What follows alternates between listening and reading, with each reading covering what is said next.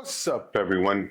Welcome back to the channel. It's your boy, Shane Rowe. Guys, so we lost another game to the same team we beat 3-0 a couple nights before. I don't know what's going on anymore, man. So yeah, we lost 1-0 to Crystal Palace in the Premier League after we just beat them 3-0 in the Carabao Cup 3 or 4 nights ago. If you ask me now which one I would have taken, I'd have liked to beat them 1-0 yesterday and then beat them and then lose 3-0 and get out of the Carabao Cup a couple days ago. And that's just my opinion. You guys let me know what you think. Put your comments down below. But guys, I told you to keep positive, and I'm trying to keep positive myself. But what are you gonna do when it's just not happening? And at this rate, you can't really put your finger on exactly what the problem is. We looked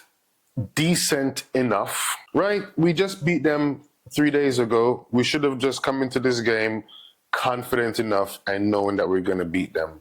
And the thing is, we had control of the ball. If you look at the stats, I think we had over 70% possession and at least 8 or 9 shots. So we're creating chances again. We just can't finish them. For whatever reason that is. Are we cursed? De Gea once said that we were cursed before he left. I'm starting to believe that he's right. It's got to be that. But it could be more things too. So these are the 5 of the many, to be honest with you, because there's a lot more than 5 things that's going wrong with United. But from a takeaway standpoint from the last game and an overall view of what we think about United right now, these are my 5 takeaways from the game. So, number 5, tactics. Tactics. Now, you might say that the tactics that we're using is based on the players that we have available and injuries and a lot of things. To be honest, the season hasn't started in the best way.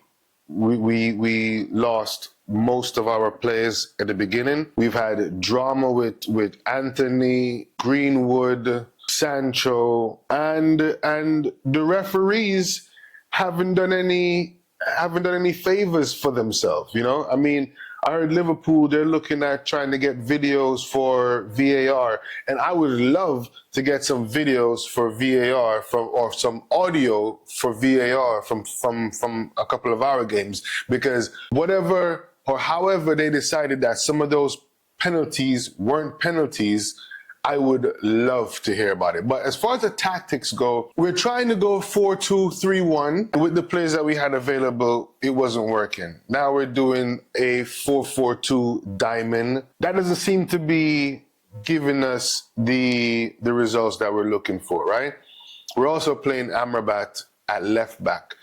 Is that because Reguilon is in there? Fine, but we have a left back he's young, but at least give him the opportunity to play left back and then put Amrabat in the middle of the park where he can operate as a midfielder and not have to necessarily cover the left back position, because now he's playing as a false left back and I don't really understand what's going on there. In terms of creativity, we're creating chances, we just can't finish them. And the thing is, we get down to the final third of the pitch and then nothing happens. No shot, no corner. When we do get corners, we've drastically improved on the corners, especially since Reguilon started taking the kicks and we started getting more direct in the penalty areas. And Evans has been putting in some good efforts on those. So from that standpoint, we're improving from the set pieces. But open play, we get down to the final third and the creativity goes out the window.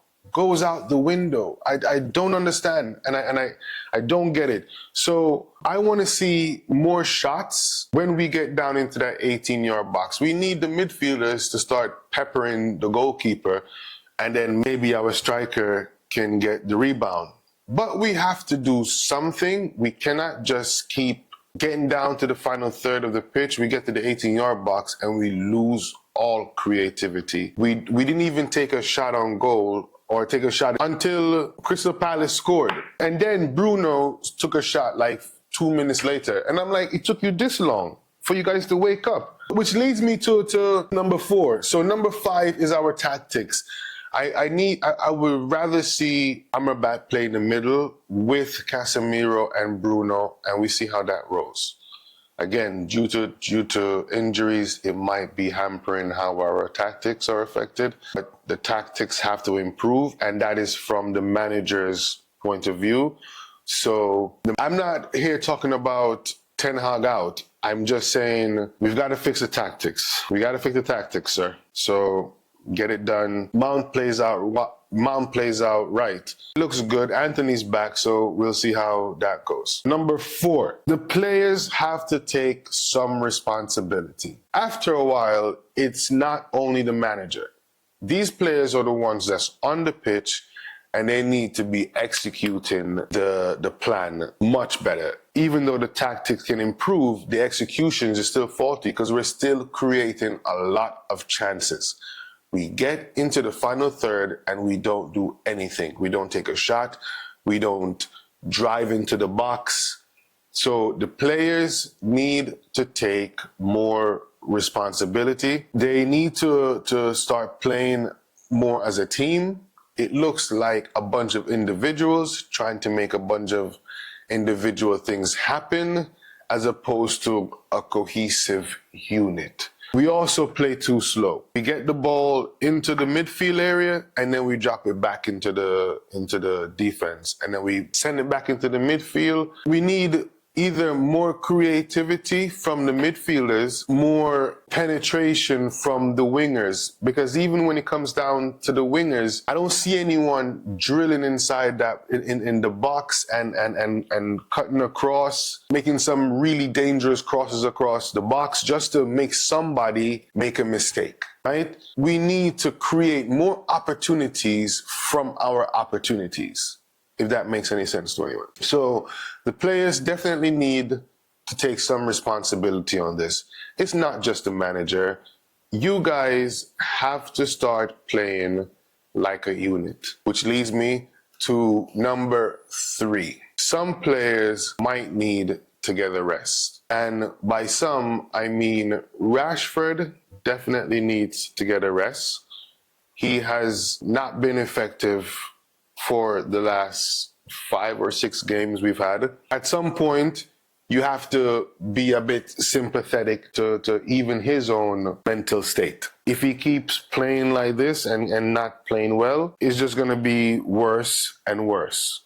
So if we can take him out of the game, even for this next game against Galatasaray, I would. As big as a game that it is after the loss against Bayern Munich, I would still get him out of the game. Give him a break. Number 1, he sees that he can definitely be dropped. Number 2, Garnacho, I think, has earned the right to start, especially on the left side. And he needs some time to also clear his head, right? When it comes to the right side, we're still having a problem on that side because we don't have anyone that can play it. Pellistri, I think has tried and he's done an effective job, but Pellistri still kind of needs to be an impact player just for now. Until let's see how he keeps on going in training and let's see how it goes in the new year. I think Pellistri should come in as an impact player. We keep Mason Mount on that right side. He looked comfortable out there enough that he could play it, and he looks lively enough. So Pellistri, I think, should be sent back to the bench, and Mount given the opportunity to play the right wing. Rashford should be dropped, and Garnacho come in on the left side. Number 2, Rasmus. We have to look to a good. And the good, in my opinion, is that we did find a very good striker in Rasmus. There is not much I can say bad about the player. Again, his hold-up play, his link-up play, his aggression, the pride he's playing with, because you see he's just giving it everything to try and score these goals.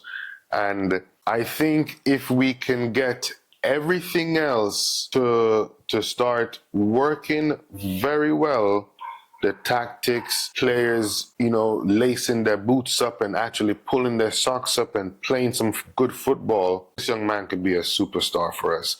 And I really see nothing but potential in him. He's got the heart of Rooney, the quickness of Van Nistelrooy. I'm telling you, give this kid a year, give him the players around him. So let's really try and build a team around Rasmus. We need to support him as our main striker.